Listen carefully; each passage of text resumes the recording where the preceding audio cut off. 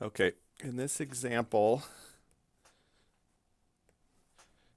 we are using an electric motor that produces a constant motor torque. This is common if you have a current limit on a large motor. And we're using this to lift up a box of bricks that weighs 100 kilograms.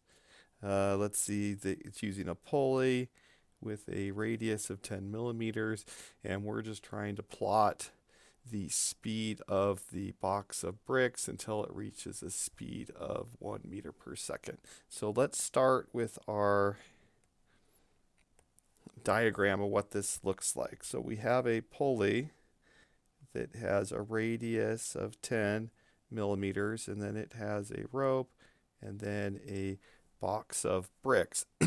So this box of bricks is going to have a force of our load that's going to be 100 times 9.8. This is M times G. Now, we are going to be dealing with motors, so we want to convert this force into a torque. So our torque of our load is going to be equal to the force of our load times this radius. So this is going to be 0.01 times 100 times 9.8. So this has a load torque of 9.8 Newton meters. So now that we have this load torque, we need to look at what our dynamics equations are. So our dynamics equations are the sum of the torques is equal to the moment of inertia times alpha, which is equal to the moment of inertia times d omega dt.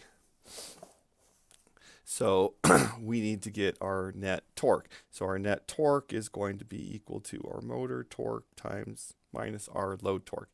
Now, in this case, our motor torque is larger than our load torque, so that we should be okay. If it was less, then this motor wouldn't be able to lift it up at all.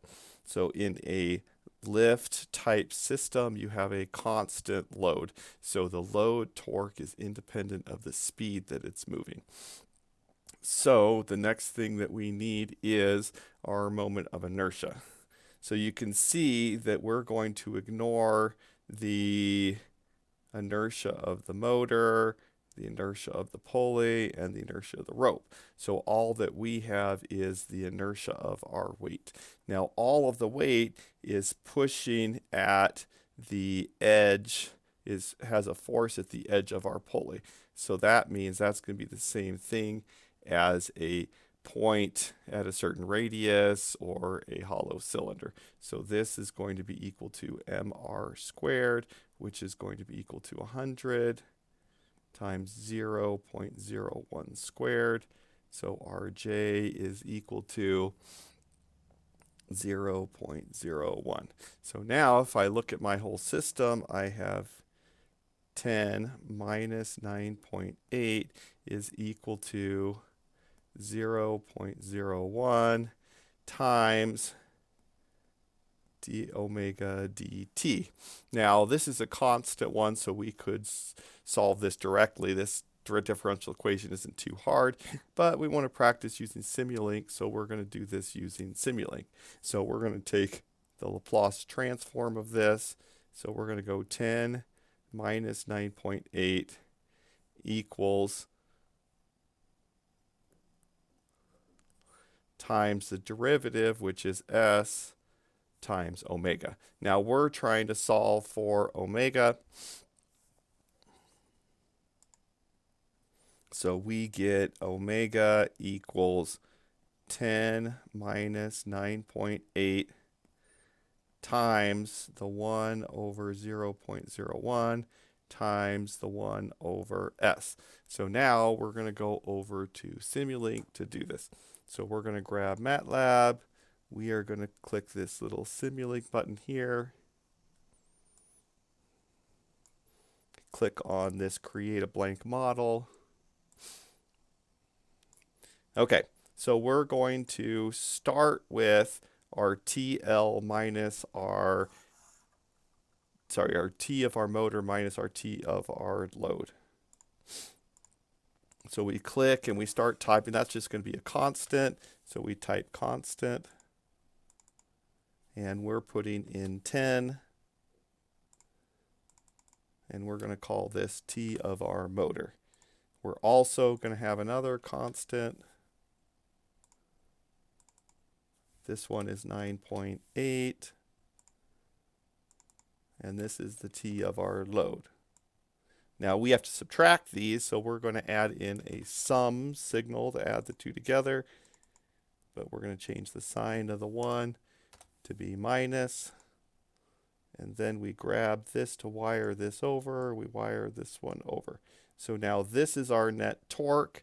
We're going to take our net torque minus our 1 over j. So that's going to be a gain module.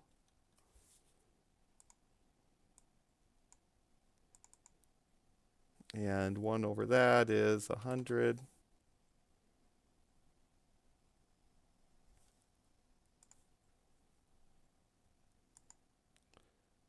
And we'll label this 1 over j.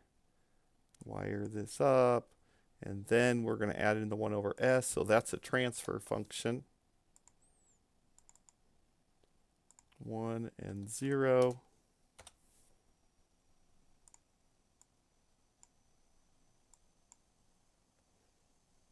And then this is our omega right there. Now, we don't want just omega. We want to actually get it in terms of speed. So the velocity is equal to omega times r. So we're going to add another gain term here. And multiply that times r, which is 0.01.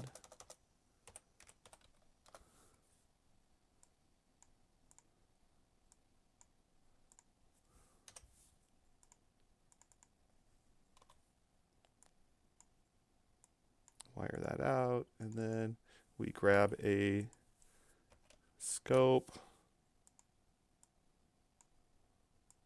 to plot everything out. Just to get everything in, we're going to label this. So this is our net torque. This is our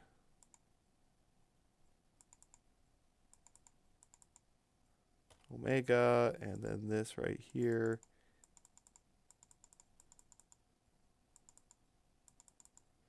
is our velocity. So then we're going to run this.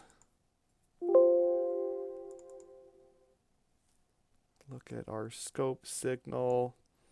Let's see, let's grab some cursor measurements.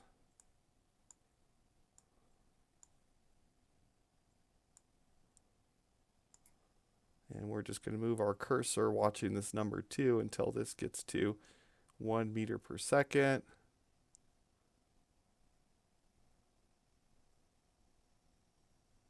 And we see it takes 5 seconds. So we come over here and t equals 5 seconds. And there is our final answer.